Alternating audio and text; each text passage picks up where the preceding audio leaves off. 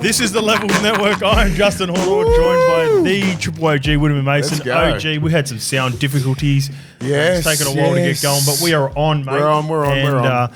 Just a quick one. Yep. I am on. We have the Sydney Marathon on Sunday. Yeah. Happy for you, bro. And I'm nervous. Yeah, a little bit nervous, but... How you feeling? Feeling good. Okay. I'm feeling as prepped as I could possibly be during this time. Good. It is it's a difficult time, mate, September, to get this done for me. It's awful. No, as you know, went up to flew to two origins, Melbourne, Queensland, and a Magic Round, and I didn't touch any alcohol during that time. So respect for that shit. Yeah, I've locked myself in for this one. I'm excited for it. I'm confident I can beat a good friend of ours, Eddie from Hello Sports. I can beat that time of 4 I don't think Eddie's putting that work in. Love you, Eddie, but come on, bro. No, so Eddie's already done it. Eddie's already had his time from a couple of years. I'm just trying to beat his time from Oh, he's not doing this one? Yeah, Eddie, they're sitting on the sidelines. They'll be on the mic. I'll see you there on Sunday, Eddie. Yeah. I see you, Eddie. I see you, Eddie. Fuck you, Eddie. Also want to thank our partners, BSC. Their cans are in Coles, and I love this. I love it when we get feedback from our listeners on YouTube, and this one's from Ryan Gearing. He's an OG too. He's now one from day one. Boys, no joke. Finally got my hands on one of the BSC drinks. Dead set. The way I'm moving right now, I got a chance at being the dog of the week. Haven't played in about 6 years, but fuck, I want to take another hit up. Love you, boys. Love you too, Ryan. And this is a good one. This gets me going. When I hear this sort of stuff, it gets me going, mate. This one's from Levi Kessler. Great show as always, boys. Been listening for a long time, but only just recently started incorporating the potty into my Monday routine. Get the first 30 or so minutes in the morning doing housework, etc. Then get the rest in the arvo while working out at the gym. Nice. Been excellent for my motivation. So it's nice to hear people getting after it while listening to us and smashing out the bit BSC. Of inspo. BSC cans, Mace. Just got a little bit of an update. This is, I guess we'll talk about the Dolphins and the injuries, and we'll talk a little bit about this now. It's one of our topics, but we'll get to it straight off the back of this. Yes. This one's from Slaying the Math. Tom Flegler's nerve damage isn't responding to treatment. He's having nerve replacement surgery, and sadly, there is even talk of an early retirement. Now, Wayne did bring this up a while ago. I haven't confirmed whether this is true or not. I'm just taking you on your word, mate. So, listeners, if you're at home, just take this with a grain of salt. But I did hear that this was a possibility. We did hear it. Yeah. And it would be so sad because Tom Flegler is one of my not only front rowers in the game to watch, he's an old school throwback front rower. And he's been sorely missed at the Dolphins. This would be very sad news, mate. He's a young man at nearly in his peak, right? His last game was for Australia. Played Origin last year. You know, it was a couple of plays off winning the grand final. Just awful. Awful news, man, for a young man with the world at his feet. I hope that is a lie. I just hope. I know, as in he wouldn't be lying, but not a lie. I just hope that he can bounce back with the nerve replacement. With science, with the medical world these days, they can do a lot of things, man. But like the young kid Simon O'Dwyer, he was same sort of same boat. I know for Jason Riles had a few things going on that 2003, I think, for an Origin, and he was out for a fair while. I think he missed about nearly a year and a bit, but he come back. Yeah, you said he tried to put a big shot on Pet. Pet on him? Something like that. It was awful. It was an awful collision.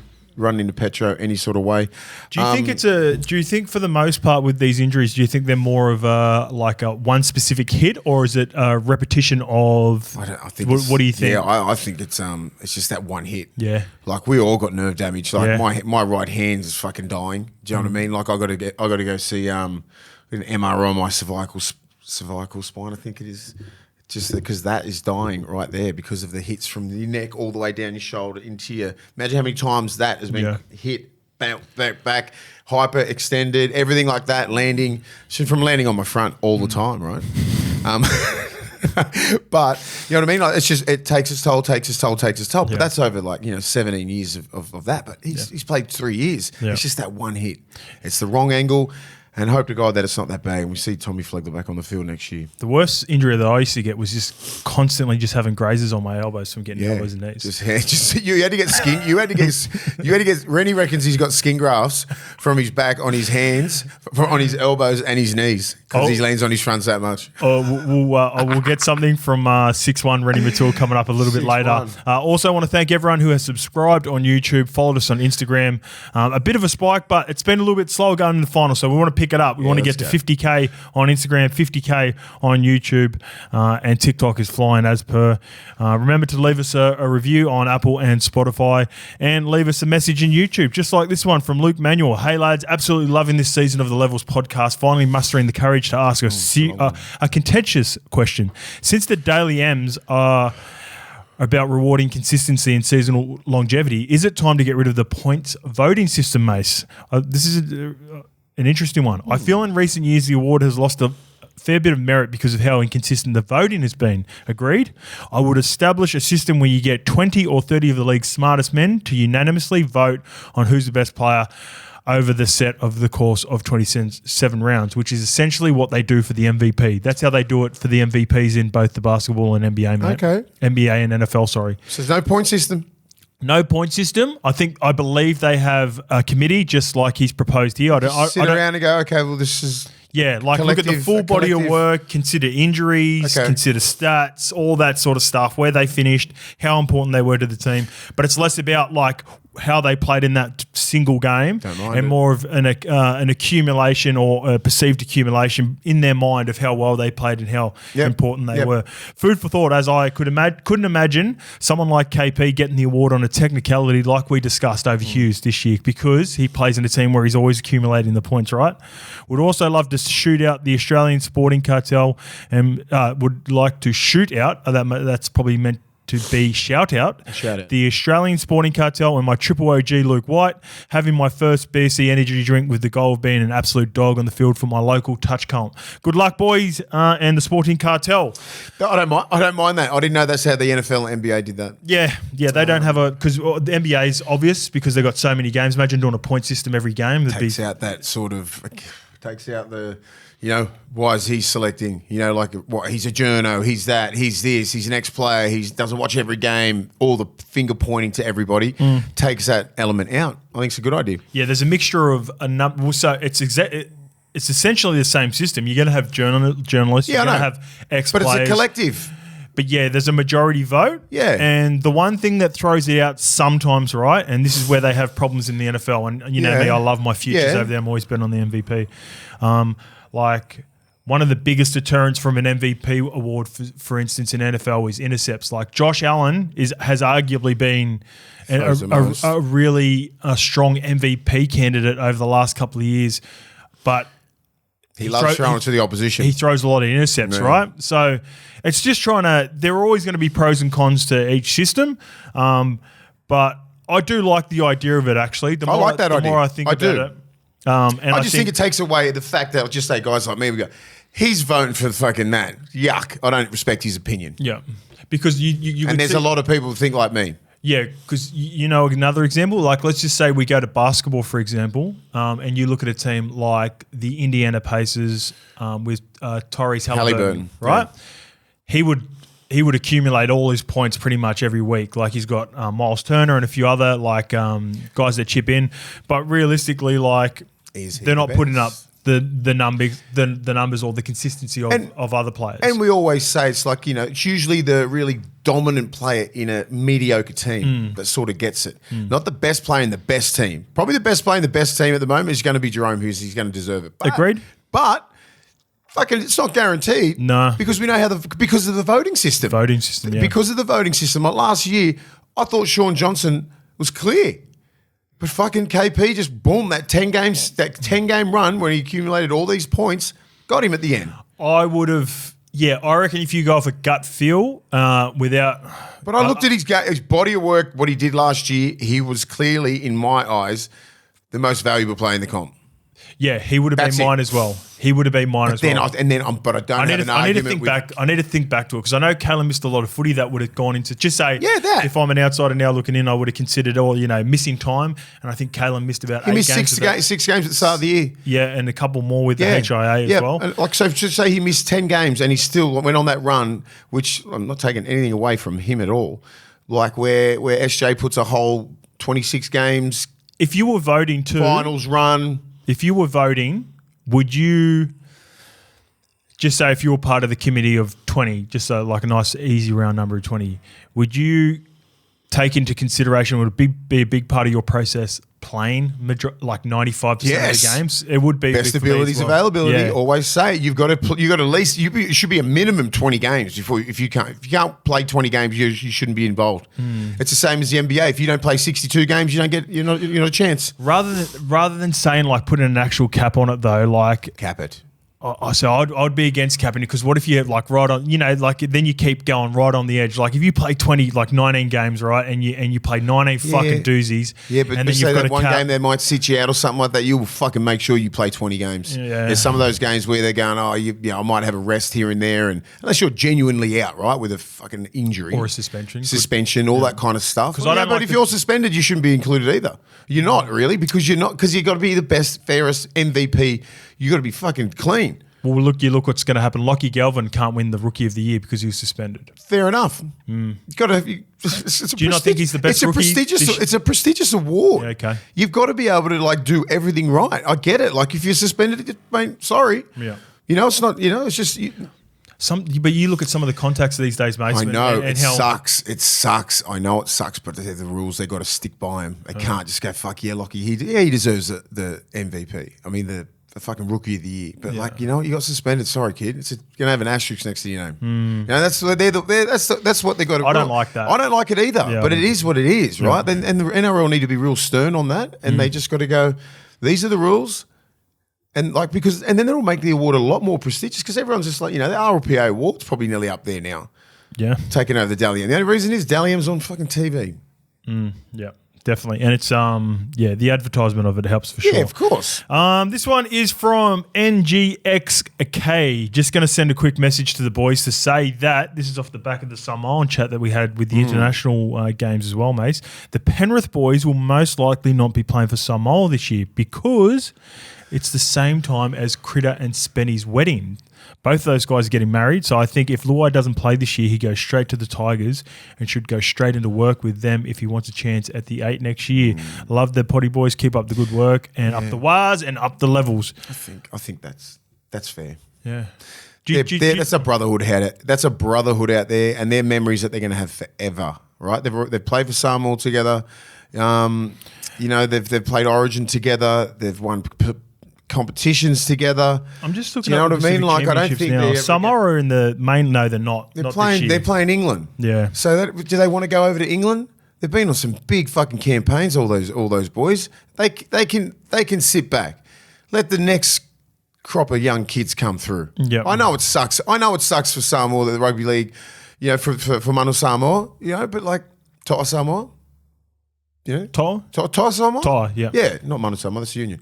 It's a big blow because they're such big names, but there's a lot of young brothers playing, man. Give them the opportunity to go on tour.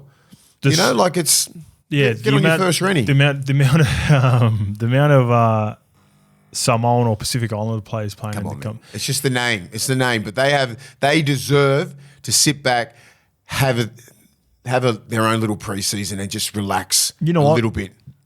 I wasn't even thinking that going into this as well, but you've persuaded me on that one. Yeah, they've played so much big footy. Campaigns, man. 6 years of this, they've never had a break, and it takes its toll. All 3 of those guys played Origin this year too. 3 games. Big campaigns, Spenny only played 2, didn't he? Played game 2 and 3, but still, I can see a world in which they respectfully. Spencer played all 3, mate. Did he? Yeah, he was in the first one. Yeah, he was too. Yeah, he was too. Yeah, he played all 3. Yeah, he was. It's a mental thing, and if you want these guys to be bang on next year, and you want them sharp as attack, and come into the Tigers like fucking bang, all guns blazing like a Luai. Yeah, I want that. I don't want him to go. I don't want him on a tour playing against England. Pretty much like it's going to be a hard tour, bro. Is it They're over? going to have a good. It's over there. It's over there? Of course, it's over there. Is it? Are you 100% on that? Yeah, I think so. I don't know. Well, the Tonga went over there last year. They just swapped. Lukey, can you just Google that for us, please, mate, while we're I'm pretty sure. Yeah. I mean, England will probably be spewing because they don't want to be fucking playing there because of winter. And another thing, it's freezing over there. Yeah, it is too. This time, like November, when you want to go over there for 6 weeks, 6 to 8 weeks, no one wins over there. Tonga boys got pumped last year. They did too. You don't want to get up. I've been over there on kangaroo tours. It ain't that fun. It's different when you're playing for Australia. You know, like those battles, Ashes and Four Nations World Cups and that. It's different, man. I agree with you. Expect to win. I agree with your point at the start. I think it would be super appealing to them if they were younger. They've now done it. They've played in the World Cup over there. They're still young. They've played. Chris 23. I know. But what I mean by that is like if they hadn't represented Samoa, they're at a different point of their career now. They're at a very pivotal point where then it is in Wigan. Yeah, stay home. So and it's a really tough place to play over there in Wigan against a team. Yep. It'll be a good They're based English in the north team. of England, bro. You know what I mean? Like it's hard. And you know what? Give the young kids experience. Go over there. Go on your first little tour. Yeah. Go play against some fucking real hard men over there, the English boys. Yeah. Deal with those guys. Come back here. You'll be a better player for it. But those guys, if they want to sit back for this whole preseason, no, I don't want any backlash from fucking anyone. Yeah, I don't think there will be. I think there the Samoan community There will is disappointed. be. Not the Samoan community. If some dickhead on Fox or something like that go, they should be playing. Oh no, Paul Kent's not on Fox anymore. My bad. All right. Speaking of Paul Kent, let's get to Machine Gun Sniper TV. G'day, boys. Long-time listener of the potty. The question I want to ask is, with the inevitable introduction of an 18th and possibly 19th team, if you're a coach, GM, CEO, who would you look to sign to your 17 and who would be your marquee signing?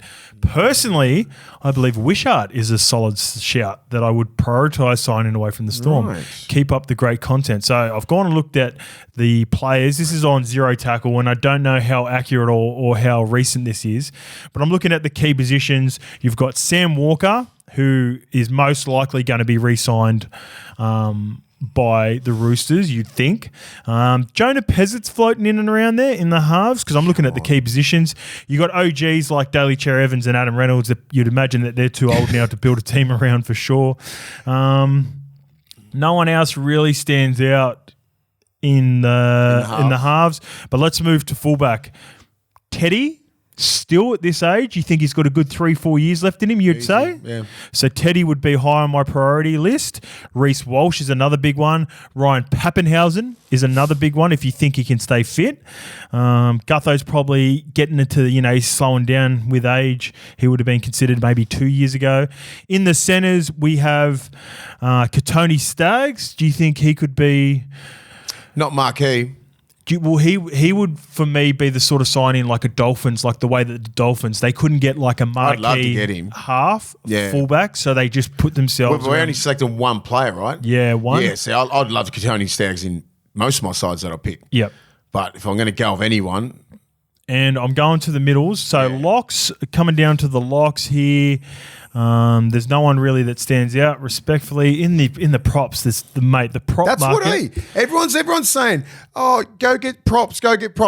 All right, go get one that's on the market. Yeah. Please get one that's on the market that you can build your club around. Here's some of the names that stand out. Tom Hazelton is still ascending. Xavier Willison, young, still ascending. Leo Thompson would probably be my favourite out of this list. Willison and Thompson. And that's it, mate. And then in the back row, you got some decent back rows. You got Teague Wilton. We both like Teague Wilton, right? Dylan Lucas, I think, is an ascending player. Trent Liero, I really like. What about the LJs? And the LJs are... Where did I go past them? Oh, yeah, I did go past them. Yeah, there were a couple in here. So, Brendan Smith, can you get the cheese back lined up? And there was one more. Bronson. Harry? No, Harry's not there. Harry's not there. He's lined up. No, that's pretty much it. Probably Cheese is a standout. And in the back row, there's a couple more back rows. Oh, and on the wing. Not normally wingers that you'd think franchise, but can you turn this guy into a fullback? You could. Selwyn Cobbo. Yeah. So I'm picking one. I'm picking one forward and one back? Yeah, why not? All right. Go on. Give me Willison. Ooh, Give me Willison. I think he's just... That's your prototype there. I like that another pick. couple of years. I like that pick. And just give me Reece Walsh. That's it. There's two boys there that you just. But Reece Walsh is just dynamic and just explosive, good-looking cat, marketable, but he can play. Yeah. He can play. He just had an injury-ravaged year this year. Wilson, 6'6", 118, fucking 12% body fat, moves like the wind. It's only a matter of time before he reaches his potential, and I think it's going to be next year. Him and Payne Haas will just cause a lot of destruction. So they're my two. Okay, good two. It narrows my choices down. I'm going to go Teddy. I'll take Teddy. It's either Teddy before Reece. Yep. Sorry, it's only an age thing with me. Yep. I know, but I think I think I'm getting 4 good years out of Teddy. So, and he's going to set the standards for my team as well. So give me Teddy. There's no way he leaves Roosters, by the way. So everyone relax, Roosters fans. Hypothetical people. I'm going Teddy, and it starts in the engine. And you took Xavier Willison. He would have been probably fuck it. I would have picked Leo Thompson anyway. Yeah, I think Leo Thompson. That were the other two that I was going to pick. Yeah, those are my two. I want engine room. Leo Thompson's done a lot of his groundwork underneath both James Fisher-Harris and Moses Leota for New Zealand. He's been, I guess, had an underwhelming year to start the year, but he's starting to do his best work late. And he's a real enforcer, and I think he's he's going to be in New Zealand. He's built for he's a prototype front row there. He's fucking built. And I love his build. Yeah, I love his build. You look at him far out. I love it.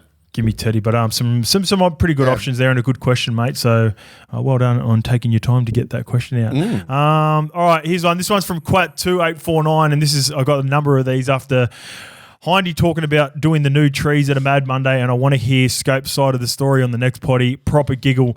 Thanks to Hindy for bringing this up too, by the way. When did he bring it up? 2012. He's doing the buy round now with. Yeah, but he brought that up on the buy round. Yeah. Fucking Hindy to bring some shit up about him. They were talking about Mad Monday stories, and Hindy's now filling in for Cheese. So 6'1" Randy Matua called me up yesterday and refreshed my memory with some of the other details. So it's very vague, some of the stuff that I remember. But I believe we might have played on the Saturday night. So it was definitely day 2, maybe day 3. And this is when all media started coming in. So they removed all the nudie runs. Like nudie runs would have been whatever. Like I would have done a nudie run. But we come into the locker room and Hindy goes, oh, there's media outside. We can't do the nudie run anymore. Let's do the nude trees. And the nude tree, you remember the trees that we used to do? And I was like, nah, fuck that. Like push back against. Nude tree? What is that? So the tree is the wrestling technique that you do when you wrestle around. So a person stands there like a tree. Yes, you got to get... You have to do that. Yeah. So Hindy's going fucking sooking to me going... And were you nude or like... Both nude, and you had to get around it without dropping to the ground. So you'll love this, right? So I didn't remember this Holy bit. fuck. So it was, Hindy did it with Mortsy. I ended up doing it with Mortsy after because they fucking guilt tripped me into doing it. And apparently Tong had to do it. I forgot all about this. Tong wouldn't have done exactly, right? Tong would not have done that. I was in my 2nd or 3rd year. Hindy was going, mate, you got to do it. It's my fucking last game. Like, what part of that for Hindy is like, it's my last entertaining. Fucking of 300 games, you got to do a new tree. But anyway, they try to get Tong to do it, and he's like, Tong would have fucking killed someone. I ain't doing it. So they forced me to do it. It was a tough watch. It was, I can't believe Hindy was like, you got to do... I can't believe Hindy doing that shit. But because Hindy is genetically gifted like Mortsy too. So when you got some of the brothers that are lacking a little bit down there, and I'm on day 3 or day 2 at best... you're not feeling your best. It was a tough carry, literally for Mortsy, and we've got each other. I would have fucking dug my heels in, bro. Yeah, mate, I dug my heels in for 45, and then Hindy had locked the we were in the locker room and he'd locked it, so we couldn't go anywhere. He's like, we're not going anywhere until Hoz does it. So yeah, solid, Hindy. Yeah, thanks, Hindy, and thanks for bringing it up, mate. I had PTSD from that too, by the way. If that was that's one of those modern day rookie hazing, so like the Miami Dolphins offensive lineman. He's hazing. Hindy hazed you. You haze the fuck out of me. I'm suing. Holy shit. This one is from the NRL Physio, mate. Interesting stats from NRL Physio. Lukey sent this in to us as well. I'm going to go through the teams listed in order The amount of, and this is, so I'll read out exactly what the caption is. So the final injury ladder numbers for 2024. Games missed due to injury. Some teams have been hit harder than others on the injury front. I had to triple OG check South. Numbers are the approximate games missed due to injury by top squad players from each club in 2024. How about this? So, you know, when you look at some of the teams in, you'd say maybe even the top 5, right? And one of the teams that stands out that talks about injuries all the time, and we've brought this up, is the Broncos. Fair enough. They're third most injuries this year. But the Rabbitohs and their results obviously dictate this, and we talk about the amount of players they're missing in their backline. 213 games, mate. Jesus. A significant jump to the Warriors in second in 140, so that explains their drop-off. Yeah. So that is a 73 game difference from first to second. And then it's pretty similar there between the Warriors, Broncos, and Bulldogs at 134. So it shows how fucking great the system and the club and the culture have been at the Bulldogs to withstand that. No excuses for the Bulldogs. They finished 6th with 134, just four more injuries less than the Bulldogs. I didn't realise Broncos, that. sorry. Cowboys 129, Storm 119, same as the Dragons. Eels 114, Tigers 112, and on 9th, by the way, that's a giggle. Titans 110, Dolphins 107. And what about the Dolphins? They would have had Flegler and Gilbert, who missed the majority of the season. Yeah, that's 40 games. That's 40 games, that's basically. 50 games. 50 games. So they've had a pretty good year considering. It's a great run. Pretty good year, yeah. Raiders, Roosters, Sea Eagles 91, Sharks 80, Knights 69, Panthers 69. Look at the bottom 5. Tick, tick, tick, tick. Says a lot. Yeah. Best ability is availability. It is, yeah. Roosters, Sea Eagles, Sharks, Knights, and Panthers Jeez. are all playing in the finals. And what Credit to the Dogs, right? Jeez, I didn't know that. Well, credit to the Dogs and credit to the Panthers. And when we talk about the culture and everything that they do, they would have for sure had the most amount of players play Origin. Yeah. And to manage their roster and keep and only have 69 players injured throughout the season. And look who's out from now. No one. You've got a full deck of cards right now coming into week 1. They're fucking smart, mate. And lucky. You know, people don't realise how lucky they are. You know, Cleary's been in and out sometimes for the last 3 years, missed some important periods, but he ends up being back. Well, you know what, just mate? for the finals. I'm starting to take luck out of the equation for the Panthers. No, I don't think it is a bit of luck. It is a bit of luck because there's no ACLs been blown, there's no Achilles, there's no pec, there's nothing real major. You know, there's nothing been major. Well, this is 3 or 4 years running now. Yeah, that's what I'm saying. So whatever they're doing out there, it's fucking working. Because they medical train staff at a fucking 110%. They don't train at 80 and then expect to go into the game at 110. They train how they play. So your body just gets used to the hits, used to the power and powering through things. They don't take fucking days off. That's like, I know that for, just speaking to Cyril about how they train, this is exactly how they play. Yeah, well. And most clubs are like that. I can only just relate to it because that's how we used to, when we used to fucking kill it, our training sessions were harder than the game sometimes. Yeah. Do you know what I mean? So Panthers, it's not a fluke. It's not a fluke. They play 3 or 4 games more than everyone every year. Yeah. Than the most of these teams. Yep. They've had representation of 6 to 7 players every year playing Origin pretty much every year. Yep. 2 years ago in the World Cup, everyone in their starting lineup but Dylan Edwards played in the Rugby League World Cup. Mate, what they're doing out there is outstanding. Yeah. And look, 100%, a big part of it would be the way that they train. The way they train, a little bit of luck. Look at the Roosters last week, right? 2 ACLs in 10 minutes. That's just fucking unlucky. Yeah. You know, that could easily happen in a game where the Panthers go bang, bang. Here's a different look at it as well. Maybe their ground staff, what they're doing for their field. Everything out there is tip-top. Yeah. Like the attention to detail. I ask Cyril a million questions and it's just...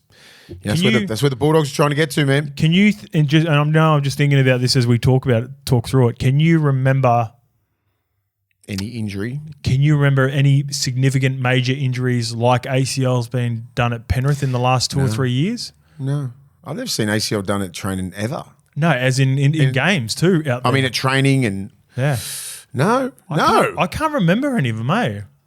Someone might be able to correct us. Maybe May. Taylor May? Taylor May a couple of year or two ago. But was it at Penrith? Yeah.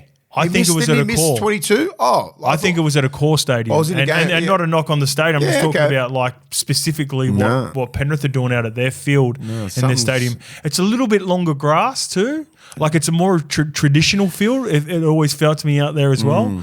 Maybe that's factoring in. Like the faster pitches, maybe it allows the athletes to go a bit quicker. I don't know. I'm just thinking outside. Allianz. Those Allianz looks like, reminds me of Suncorp in 2003 and 4 when it was just fucking giving up.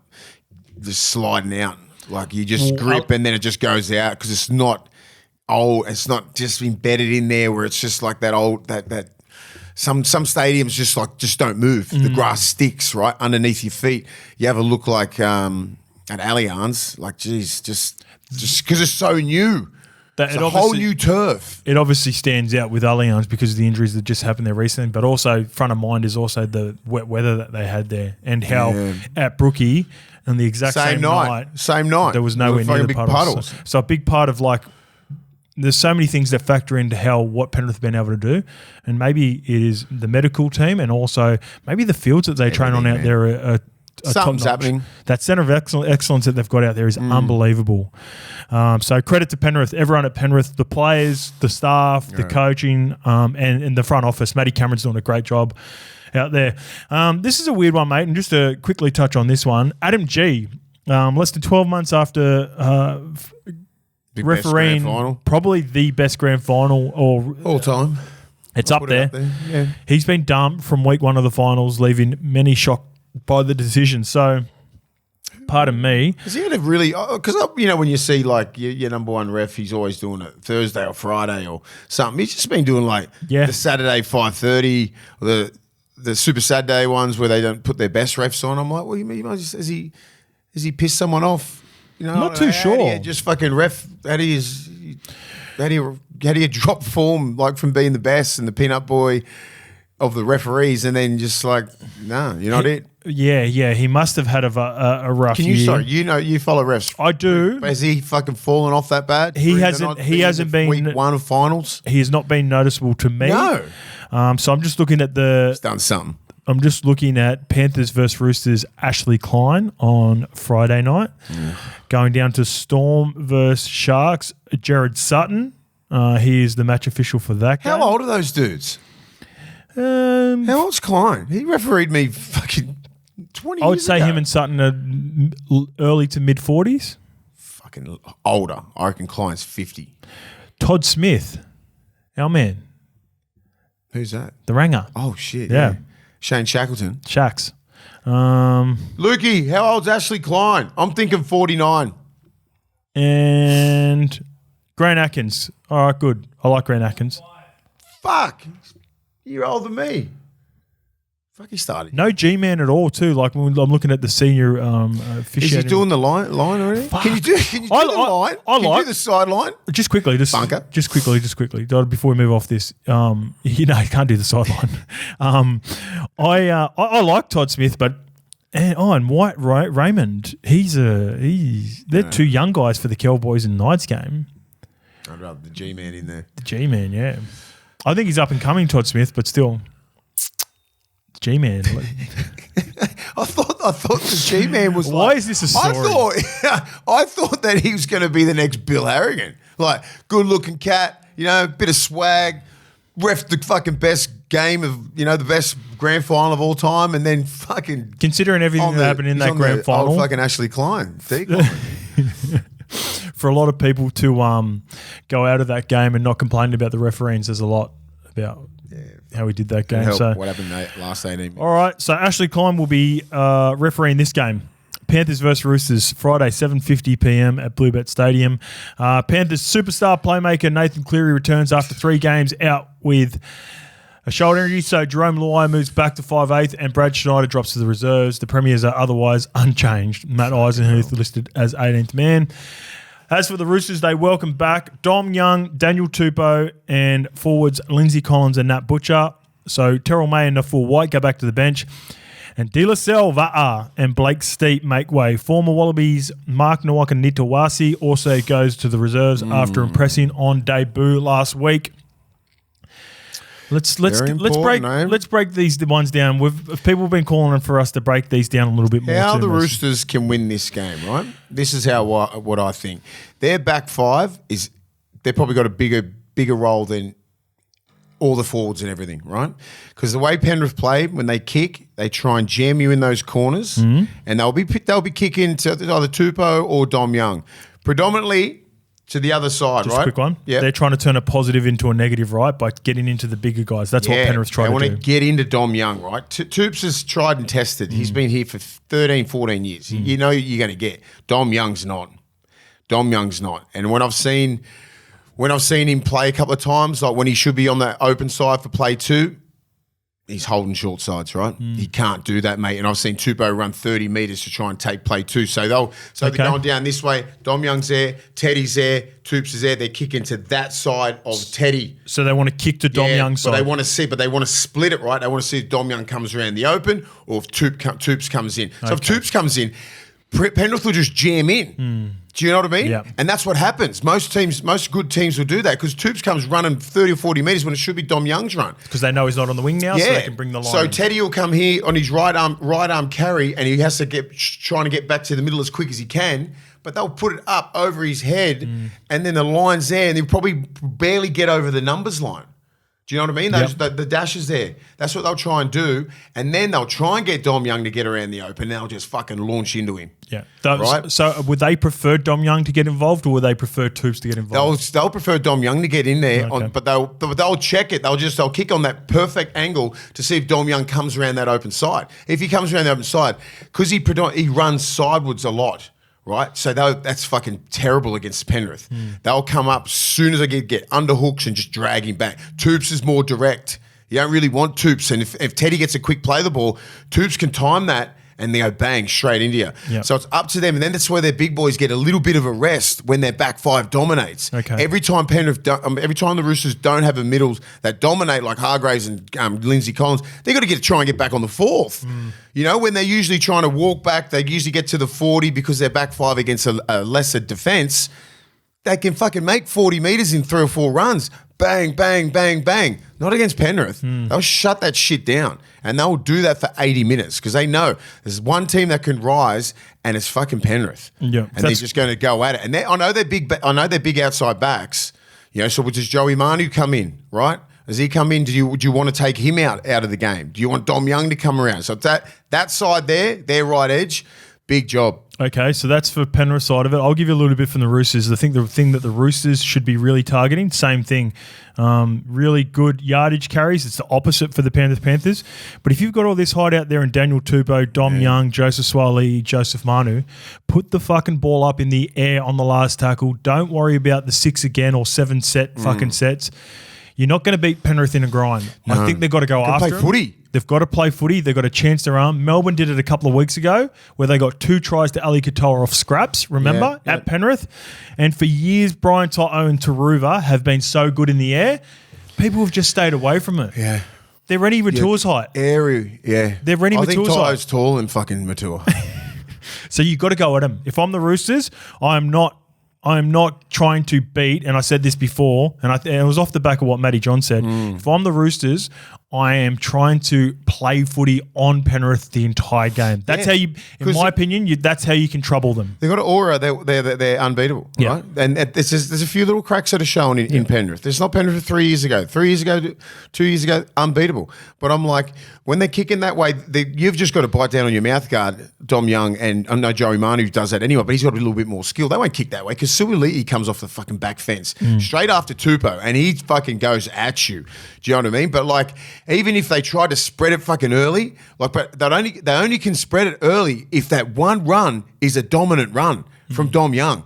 Fucking north-south, straight at someone's chest. You're 6'6", son. So if they neutralise him, they neutralise the set. But if he runs across field, he'll get picked up. It'll be dominated. Then you'll be in the middle of the field. You're on your back foot, line set, fucking next one's getting pumped. Next minute, you're kicking from your 40. Dylan Edwards is catching on his 20. He gets to the 30. They kick. Do you know what I mean? Then they start kicking from the Roosters 40, a crossfield kick, and you just get stuck in that fucking rut. Yep. So those first couple of runs, you get stuck in the cycle, and they love that. So those first couple of runs need to be fucking as hard as they can, find spaces, not faces, Go as hard as you can because they've got a big back five, and then you can have a shift on the third. Okay. Do you know what I mean? You can play a little bit of footy and then have 1 or 2 runs, and you're over the halfway. Then you're in an attacking kick.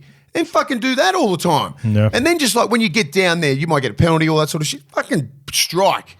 What about the battle of the sevens, mate? Unproven Sandon Smith at this level. Fuck, I don't know. Versus banged up Nathan Cleary. Cleary's just got to take control, mate. He's got to. Sandon Smith's got to kick good, defend good, pass good, early ball, turn people under. He can play the kid, but he just needs. This is a different level now. Yeah.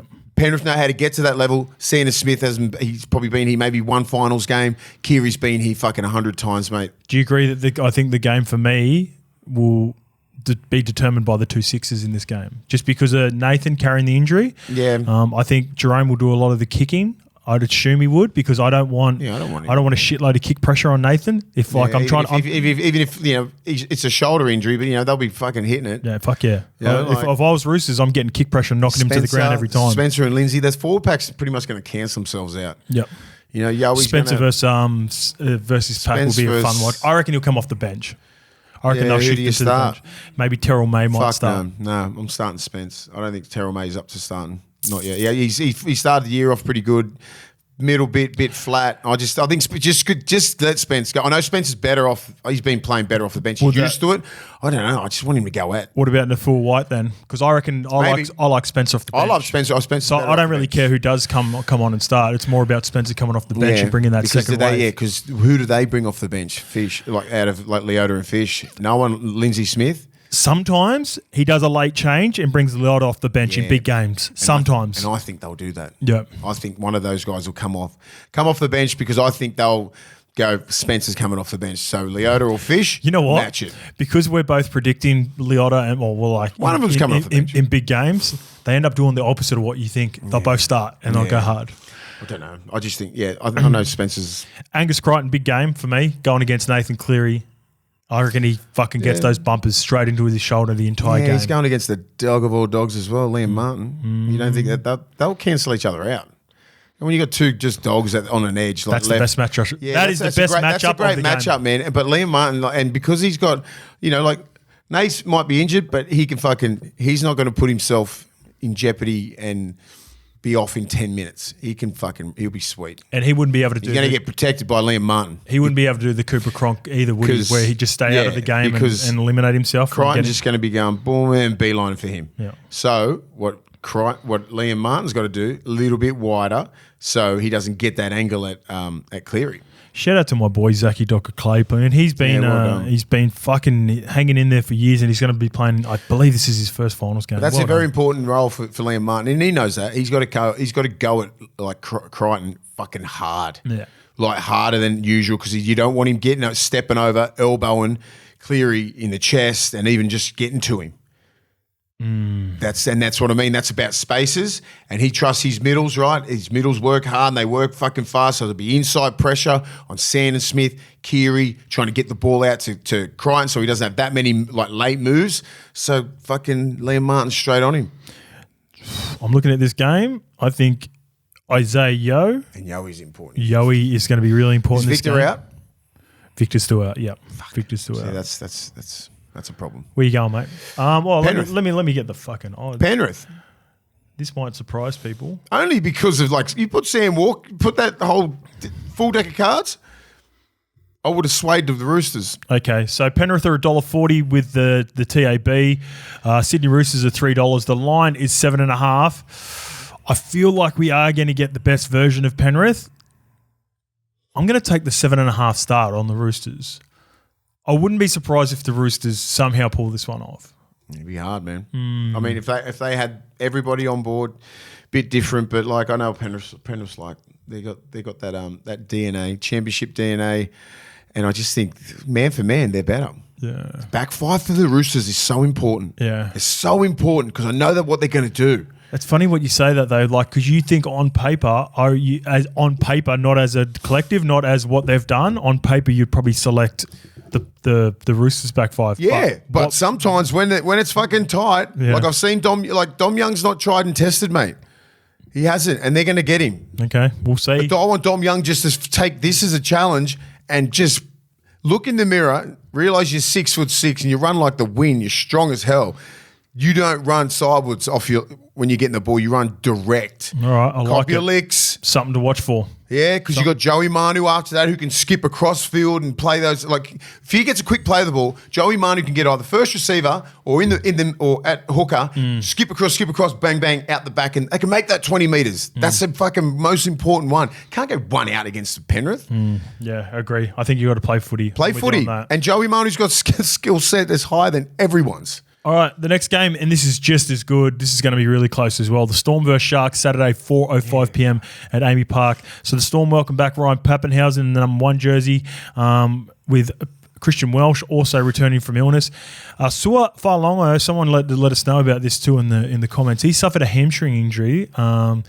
And he could miss a couple of weeks. So he wasn't going to be a part of the team regardless. So Pappy's back. Grant Anderson is 18th man, Rennie's man. And for the Sharks, Oregon Kafusi returns after being rested last week. So Royce Hunt, who was really physical in that game, goes back to the bench. Fills the void by Tom Hazelton, who is in doubt after picking up a knee injury. Hazelton has been included, but he will be monitored. The TAB have Melbourne $1.30 favourites. Cronulla are $3.50. The line is 10.5, and that is juicy for me. I love that line. I thought about this the other day. I'm going Cronulla. Ooh. I just think Cronulla play that style of game that upsets the Storm. Right? They really do. They work fucking hard. They've got a big physical pack. They're no nonsense. Good kicking game. Far out. And they can score tries. Their back five come out. They test you everywhere. They play footy. I just think Melbourne's been the best, most consistent team in the competition this year. But they're beatable. They're very beatable. I agree. I just think they can go down there. They're not scared of playing at Amy Park. They don't give a shit about all these little fucking hoodoos and all that sort of stuff. Fitzy has them primed. Well, there's no hoodoo. They beat them there this year. I'm saying, but everyone will say, "Oh, they've only played Melbourne in Melbourne so hard. It's the hardest thing, you know." Yeah, whatever. But they don't care. I think they just got that sort of team with a bunch of rough riders, and they can go down there and get the job done. Their back five is outstanding. Multalo's outstanding. They get Talakai back. They got a full deck, right? Full deck. Yeah, they're playing a little bit of footy, right? You got to play football against Melbourne.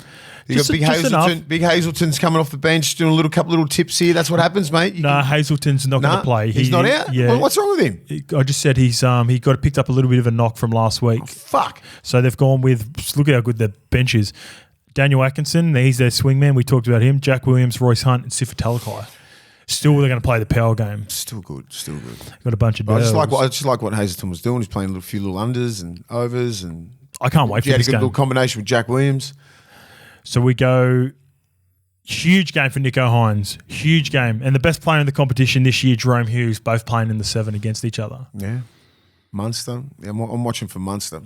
Yeah. He's just been sleeping. Yeah. Not sleeping, doing enough. Shout out to my boy as well, too. Had a baby girl over the weekend. Well done. Congrats, Money. Money, a little Blakey, I believe. I think it's Blakey. Balake. Apologies if we got that wrong, Money, but baby girl is healthy. He worries me because Jerome Hughes is just taking the reins there and doing his thing, but like he's just got fucking X Factor written all over him. He can turn that on. I just think Cronulla's defense is so like tiresome. They just hit and they work hard, and I think it's just they'll shock them.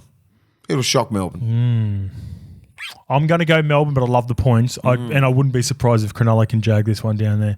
I think they'll try to turn it into an ugliest game as possible. Yes, of course they will. This is not going to be the most beautiful game you'll ever see. Yeah, I think Melbourne would sort of change their mindset, but the thing with Melbourne, they can beat you in multiple ways as well. Yeah, I think Jerome does the majority of it, and if required.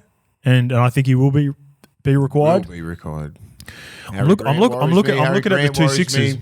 I'm looking at the 2-6s from both teams again, Munster and Trindle. I think Trindle really takes the reins home.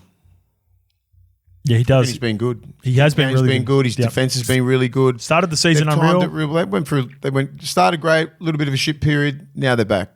To where they are. It's all about timing, and everyone's playing good football. You know what? Every single game this week is fucking really entertaining. All right, so the next game is Cowboys versus Knights, Saturday, 7:50 p.m. at Queensland Country Bank Stadium. So Cowboys will welcome back Veteran prop Jordan McLean after he missed the Bulldogs game with a hamstring injury. Sam McIntyre goes to the bench. He's been good for him. Underrated player, man. Thomas McCallie is the man to drop off the bench. Yeah. Jackson Purdue has been named 18th man. The Knights, they take an unchanged 17 to Townsville for the knockout clash with Englishman Kai Pearce-Paul. He's close. He's in the extended bench. He probably plays, I reckon. He got that laceration round 25. The Tab have North Queensland $1.44 favourites. Newcastle $2.80. The line is 7.5. Mace? Yeah, Cowboys, man. Cowboys will win. I just think they've got too much class and it's up there and it's fucking hard to play up there, even though it's like, it's not summer down here. It's hot, but it's still hot up there. It'll be 28, 30 degrees, humidity. I just think the Cowboys' first finals game up there as well at that new stadium. Yes, no. They played against Parra, didn't they? Yeah. In 2022. I think they will pack that out. They will make it hostile as hell. Knights coming up there. You just take care of KP. The game at the start of the year, I'm going to get it up now too, actually. Let's get that They up. play anywhere like they played against the Bulldogs last week. That is a very, very dangerous side. They look fucking connected as hell, and it just worked. Everything they did worked. Harlem Lukey on those edges, but the way the Ruben Cotter, what he does in the middle, Taumalolo, what they do in the middle, like the middles for Newcastle, biggest job. You could argue that it was the most impressive performance for both the Cowboys and the Knights on the weekend. Yeah, I reckon the Knights were outstanding. The way the Knights beat the Dolphins was unbelievable, un-Knights-like. Like I haven't seen. I just think that.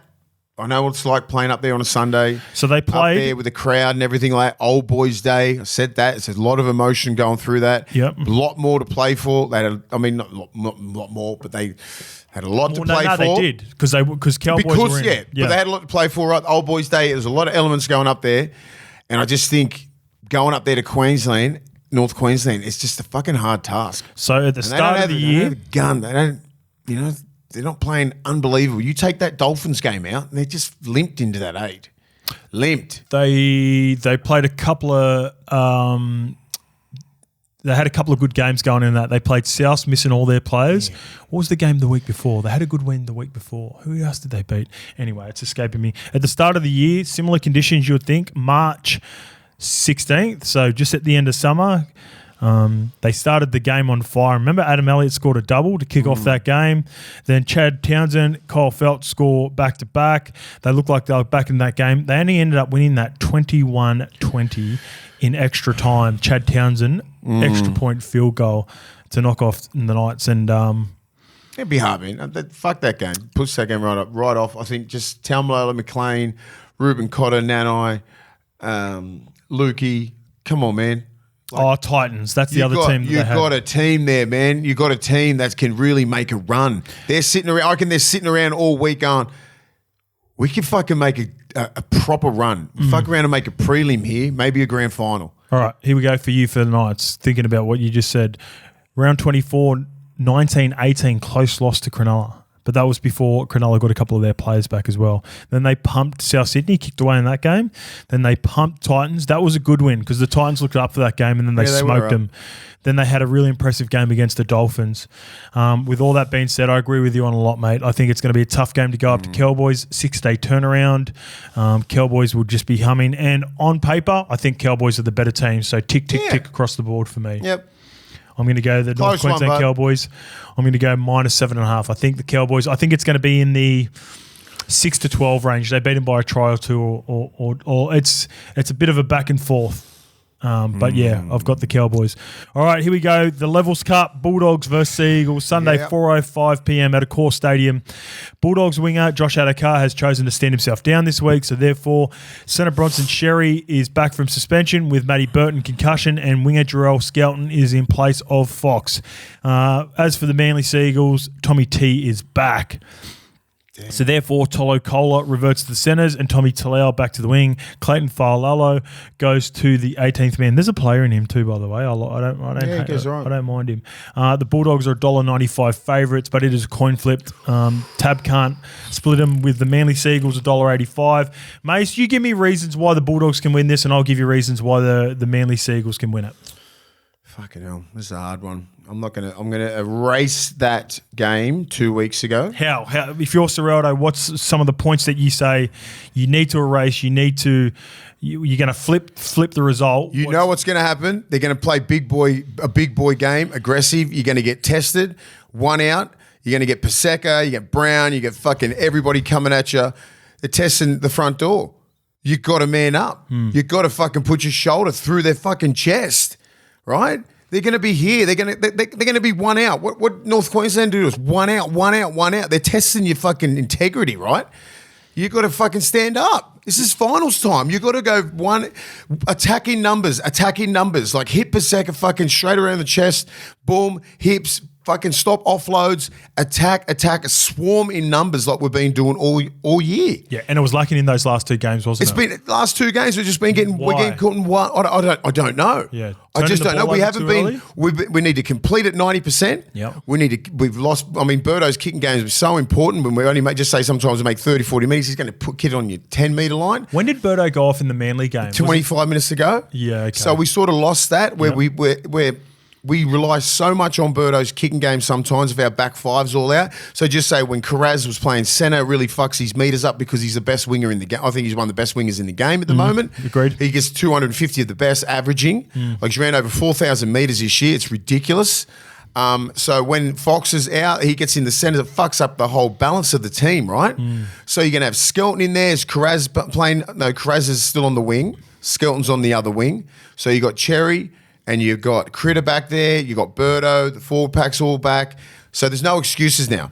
Max King he's been sort of limping back into it. So you just got to fucking bite down on your mouth guard. This is the finals time. This is what we've been waiting for 8 years. And these blokes just better show up and just fucking do their best. Just be fucking relentless in what they do. Relentless in the kicking game. Relentless in the kick chase game. Relentless on the kick pressure, defense. Everything needs to be elite because Manly's elite.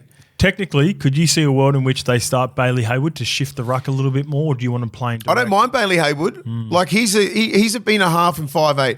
They need to start off so aggressive, mate. They can't be like and his line speed. Yeah, line speed, come in, bang, hitting under the ball. You know, you just got to do that against guys like Paseka because they'll be thinking, fucking.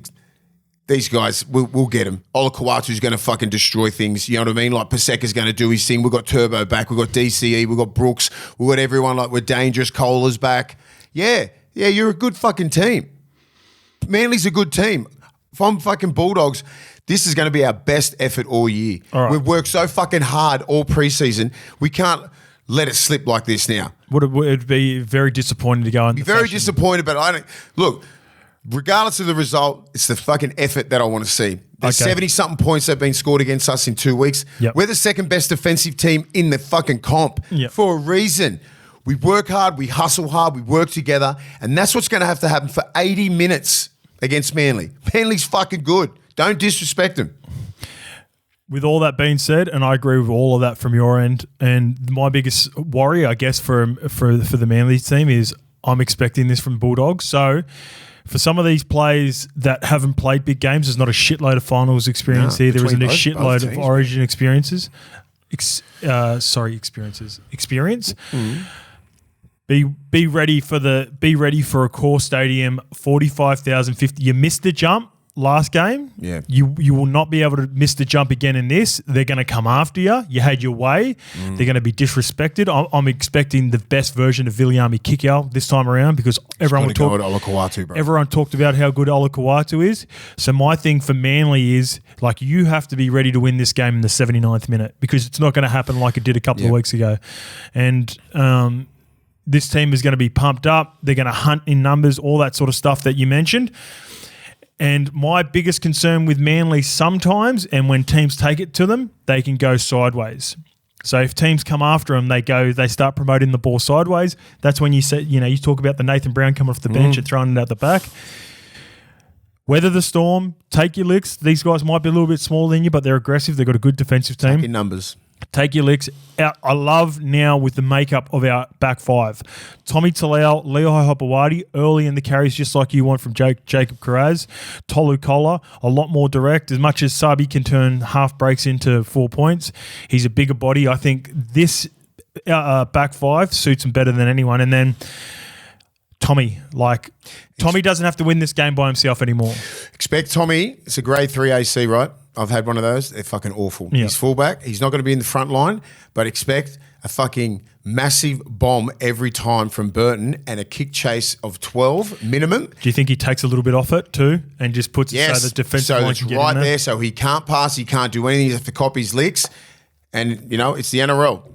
He's out there, so it's fair game. Yeah. Obviously For sure it is. Obviously it's going to be fair, but he's be copping his fucking hits. Well, I love you, Tommy, but... Nathan and Tom are both copping their licks. Yes.